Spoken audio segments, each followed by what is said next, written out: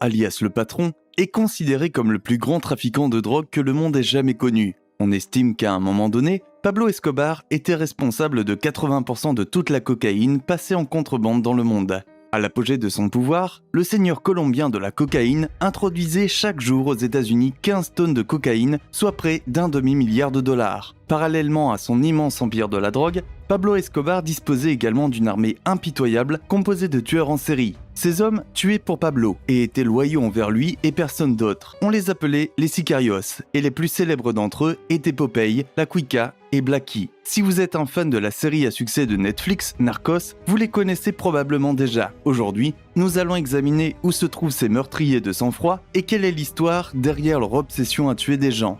Numéro 1, Popeye.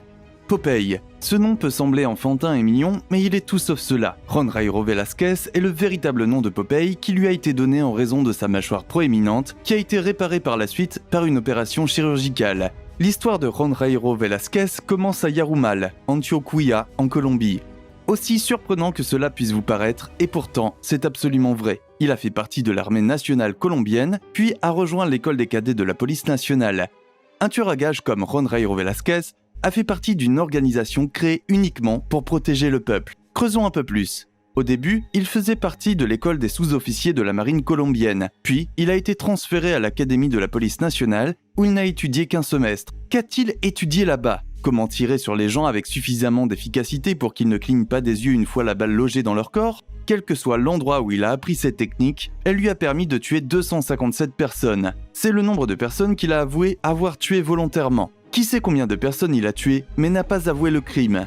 Non seulement cela, mais il y a eu aussi d'innombrables enlèvements. Enlever des citoyens ordinaires et des gens normaux, c'est une chose. Mais ce type a kidnappé le candidat à la mairie, Francisco Santos. Et pas seulement lui, il a aussi kidnappé et assassiné Carlos Mauro Royos et plusieurs autres politiciens célèbres en Colombie. On peut donc dire que quelle que soit votre richesse ou votre influence, il suffit d'une balle du tueur à gages d'Escobar. Si vous êtes horrifié par le nombre de personnes qu'il a lui-même tuées, attendez de savoir combien de meurtres ont été organisés par lui. 3000 meurtres, vous avez bien entendu. 3000 meurtres ont été planifiés avec succès par le tueur à gages psychotiquement génial. Certains pourraient même le qualifier de génie quand il s'agit de planifier des affaires, même s'il s'agit de mort d'autres personnes. Ce n'est certainement pas quelque chose dont vous devriez vous inspirer, blague à part. Où est-il en ce moment ? 6 pieds sous terre, mort, parti, fini. Il ne respire plus l'air de cette terre. Popeye est un tueur vicieux, mais il nettoie bien.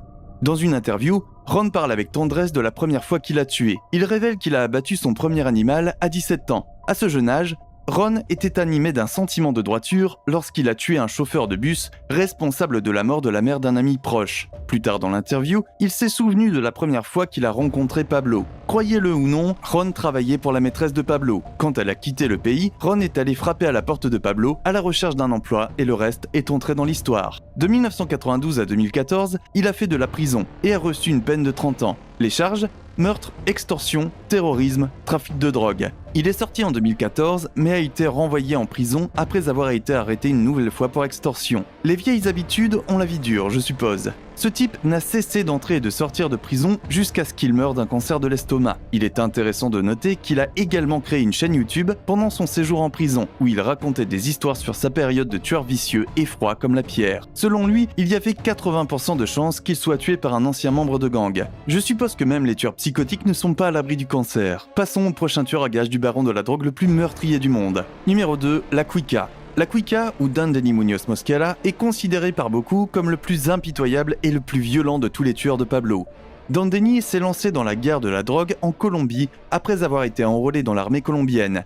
Mais il a été rapidement démobilisé en raison de plusieurs accusations mineures de vol. Il a ensuite rejoint le cartel de Pablo Escobar, le cartel de Medellín. C'est à ce moment-là qu'il a reçu le surnom de La Cuica. La Cuica signifie grosse fille et a été donné à Dan Denny en raison de sa ressemblance avec sa tante. La Cuica s'est rapidement hissé au sommet des rangs du cartel et est devenu un expert en matière de torture. Non seulement il était l'un des tueurs à gages les plus fiables de Pablo, mais il était également responsable de la croissance de l'armée de tueurs de Pablo. La Cuica dirigeait une sorte de camp d'entraînement pour tueurs à gages. Les enfants étaient pris dans la rue et formés pour devenir des tueurs loyaux et experts à louer. La Cuica était l'un des meilleurs dans son domaine. Après avoir assassiné ses victimes, il gravait les lettres caca sur ses victimes.